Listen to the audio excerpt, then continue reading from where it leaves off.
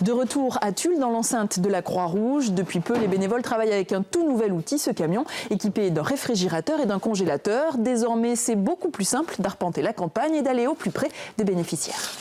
Dans l'entrepôt de la Croix-Rouge, Michel et Emma s'affairent. Comme tous les mois, les deux femmes préparent la tournée pour les bénéficiaires les plus éloignés. Ceux qui, privés de moyens de transport, sont souvent des oubliés. Bon, Emma, je te fais passer les produits frais. Ouais. Tiens. Michel, en fait, on retrouve vraiment de tout dans ce camion. Tout à fait, tout à fait. Nous avons du lait, de la farine, des pâtes, enfin de quoi faire tenir les gens une quinzaine de jours à raison de 1 repas par jour. Des produits de première nécessité issus de la banque alimentaire ou des dons de grande surface. Allez hop, on y va. Depuis quelques mois, grâce au camion, les bénévoles sont au contact d'une nouvelle pauvreté, celle plus dure des campagnes, auquel s'ajoute un isolement parfois extrême. Ça nous permet de voir les bénéficiaires qui, jusqu'à présent, on ne les voyait pas, quoi. C'est-à-dire des gens du milieu agricole.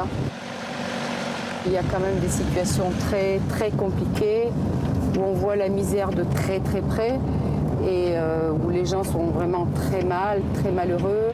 Bien après les Tours de Merle, le camion s'arrête chez Huguette. Veuve, sans vraies ressources, elle subvient péniblement à ses besoins et à ceux de son petit-fils de 5 ans. Bonjour madame, vous allez bien? Pour elle, l'arrivée du camion, c'est la promesse de manger à sa faim. Ratatouille, lentilles, Haricots verts. et un haricot vert. C'est dur. Quand j'ai payé la MSA, gros pas mal, l'électricité et tout ça, il ne me reste pas beaucoup à la fin du mois. Alors on se serre la ceinture. Heureusement qu'il y a la Croix-Rouge parce que je ne tiendrai pas sinon. Hein. Voilà. Alors pour redonner le sourire, Michel a son petit secret. Ce sont des petits gâteaux. C'est le remonte moral. Mais la visite des bénévoles ne s'arrête pas qu'à la distribution du panier alimentaire. Il sert aussi de véritable bouffée d'oxygène à toutes ces personnes très isolées. Et pour s'en convaincre, il faut reprendre la route pour arriver chez Josiane et Christian. Après 2 opérations chirurgicales et une bonne dose de pépins, l'année a été rude pour le couple d'exploitants agricoles. Alors chaque moment pour se changer les idées est bon à prendre. Ça me change les idées, surtout. J'aime bien.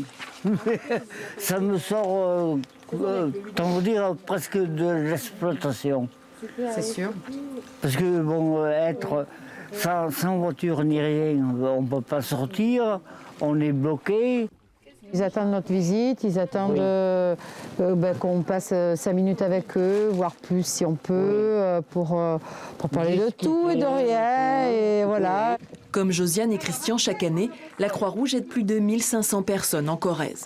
Pour renforcer ses activités, l'association a récemment fait appel à une plateforme de financement participatif. L'objectif était de pouvoir augmenter d'1 tiers le volume des paniers alimentaires qu'elle distribue à ses bénéficiaires. Pari gagné. À noter également que la Croix-Rouge est toujours à la recherche de nouveaux bénévoles. Voilà, c'est la fin de cette édition. Merci de nous avoir suivis et à bientôt sur France 3.